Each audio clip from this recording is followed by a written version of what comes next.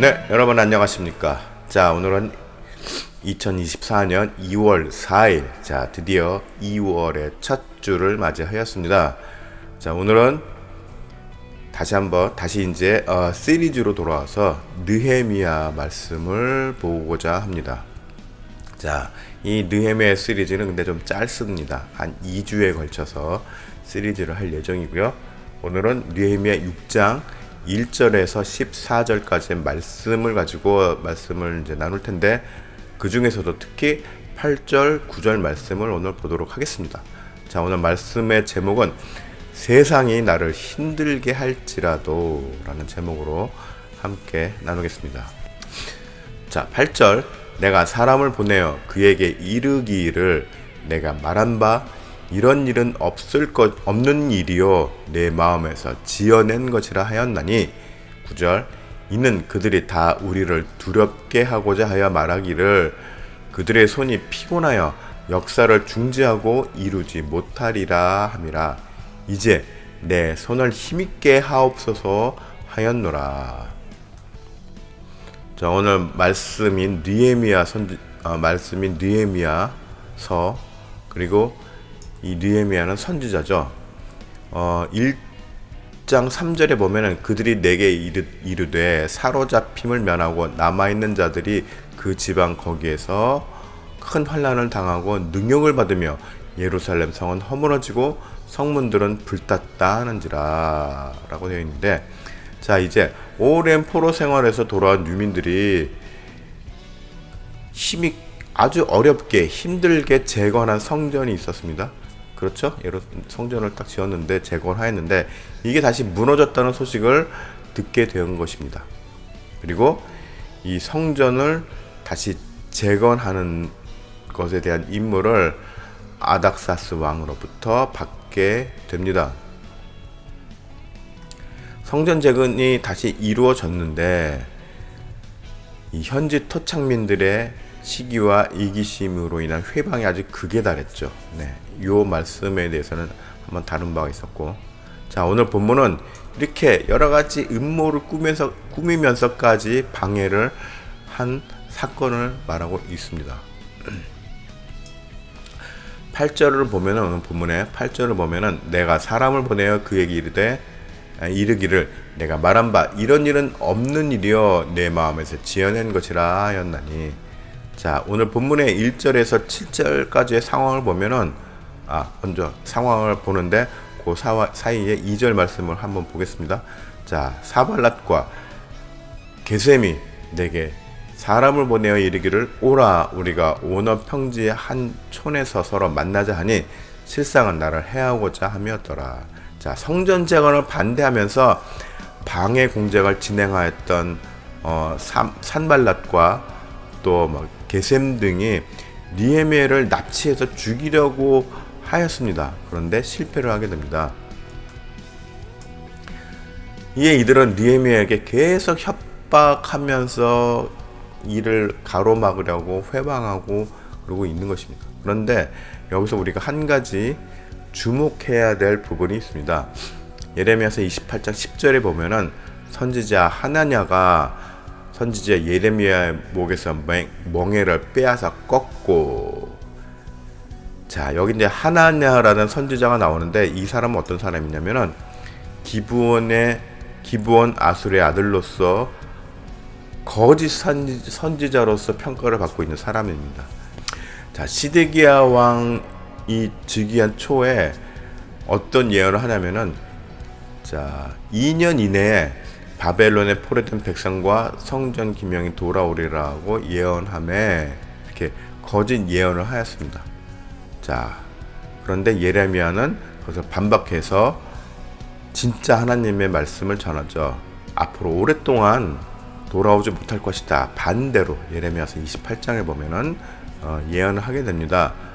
그런데 당시에 이 하나냐 선지자를 비롯한 많은 거짓 선지자 무리들은 권력에 빌붙어서 또 권력에 아첨하면서 진정한 하나님의 말씀을 비록 쓴소리일지라도 말씀을 증거하지 않고 그냥 왕의 듣기 좋은 말만 예언이랍시고 해대고 그랬습니다. 그러면서 온갖 특혜를 누리던 그런 부류였습니다.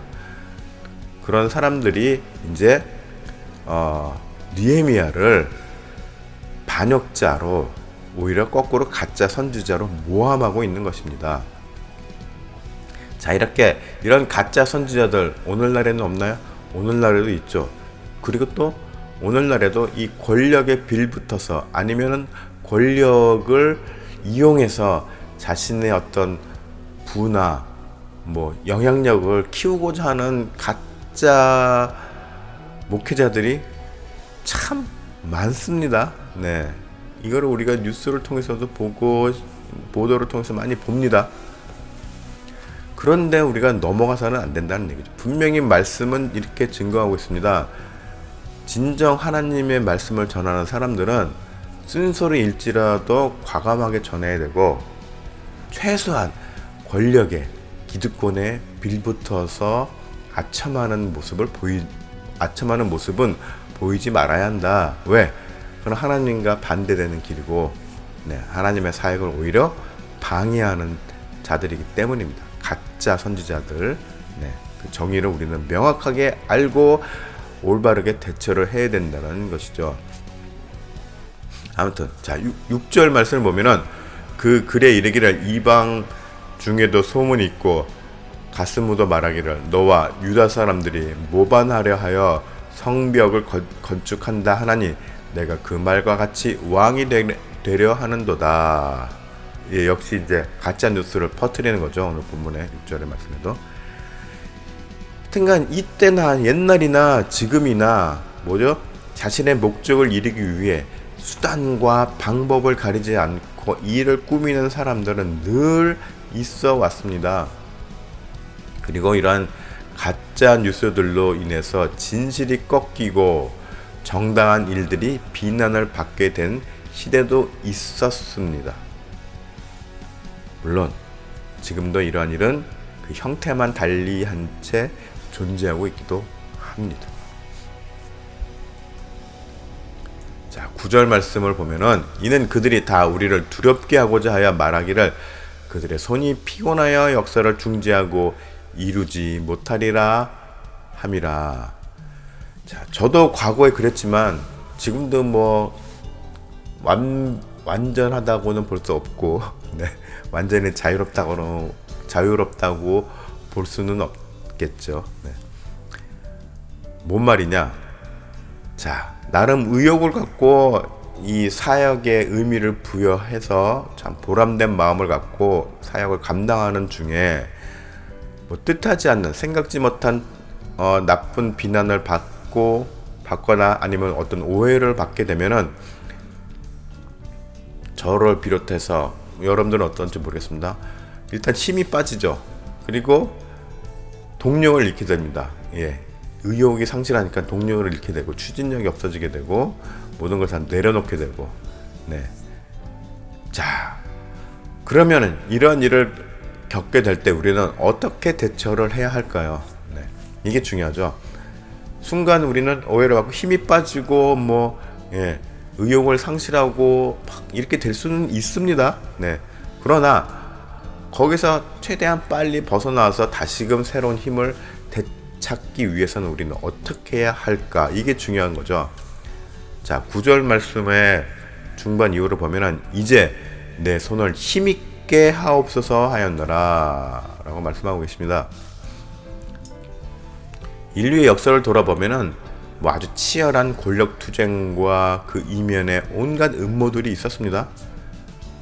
자, 이러한 상황들은 문화, 문명의 시대라고 하는 20세기 들어오고 또 현재인 21세기에 와서도 달라진 것은 없습니다. 여전히 세상은 음모들로 가득하고 이면에 치열한 투쟁으로 가득하죠. 그리고 많은 음모들 가운데는 밝혀진 것보다는 역사 뒤에서 끝내 밝혀지지 않은 채 숨겨진 사건들이 더 많습니다. 그저 후대의 역사가들이 심증과 정황만으로 당시를 짐작할 뿐이죠.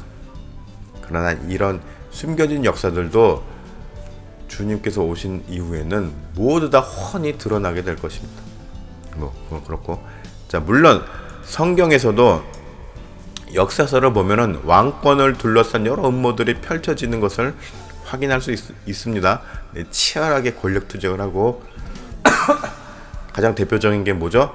솔로몬이 왕위에 올라갈 때, 수많은 그 이면에서 그 왕자와 해가지고 권력 투쟁이 있었죠. 치열한. 솔로몬이 그저 순탄하게 왕위를 계승한 게 아니었다는 것이죠. 자, 2024년 새해가 시작된 지도 벌써 한 달이 지났습니다.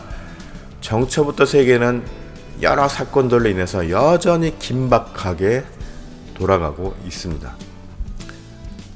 시편 38편 12절을 보면은 내 생명을 찾는 자가 올무를 놓고 나를 해하려는 자가 괴악한 일을 말하여 종일토록 음모를 꾸미오나.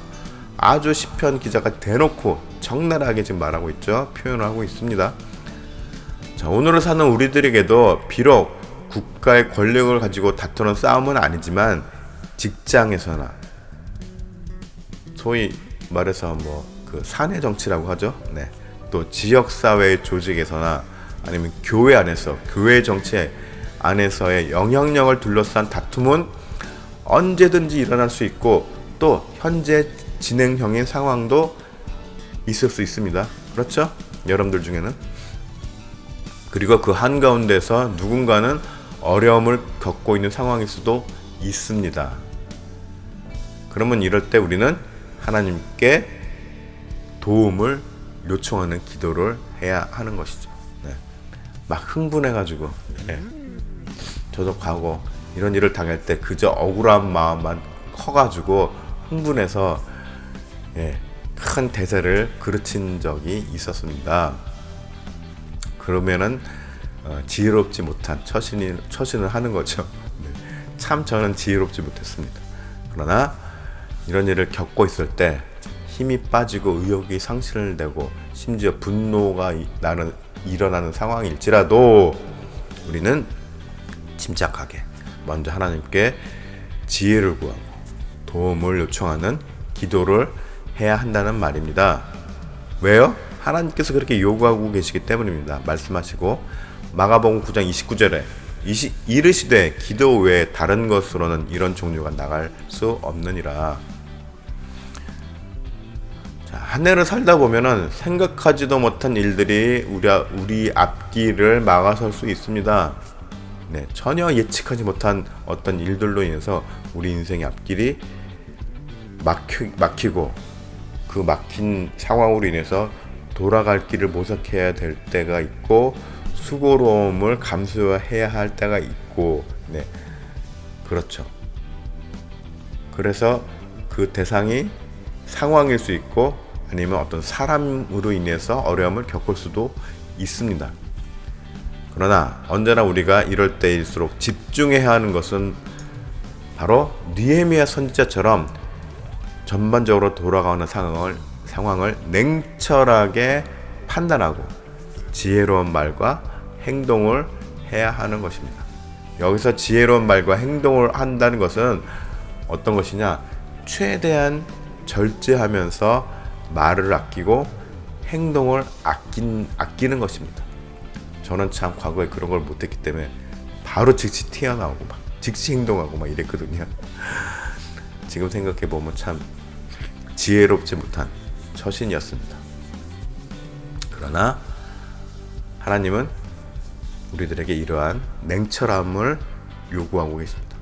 그 냉철함을 우리가 유지하기 위해서는 늘 하나님의 도움을 구해야 하는 것입니다. 역시 마찬가지로 시편 122편 2절에 뭐라고 나와 있죠? 나의 도움은 천지를 지으신 여호와께서로다. 네, 나를 도와주시는 분은 하나님밖에 안 계세요. 그러니까는 늘 우리는 하나님께 지혜와 대처 방안을 우리는 구해야 하는 것입니다. 그런데 막상 현실에 이런 일을 닥치고 보면은 하나님이 바로 떠올리지 않을 때가 있어요. 그저 눈앞에 보이는 누구 사람을 찾는다거나 어떻게 하면 이 상황을 극복할까 막 전전긍긍하고 이렇게 보기만 하기 바쁩니다. 네. 앞만 보기만 바쁩니다. 그러지 말아야 하는 것이죠. 얘를 떨쳐버리고 우리는 위를 바라보고 하늘을 바라보고 하나님을 바라봐야 하는 것이죠. 자, 시편 121편 2절 이 말씀을 나의 고백으로 삼으며 올 한 해를 우리는 살아가야 합니다. 그래서 이제 앞으로 또 다시 어떤 힘든 일이 다가올지라도 이를 능히 견디며 이겨내는 누구의 힘으로요? 하나님의 힘과 하나님의 지혜로 견뎌내는 극복하는 그런 여러분들이 되시기를 축복합니다.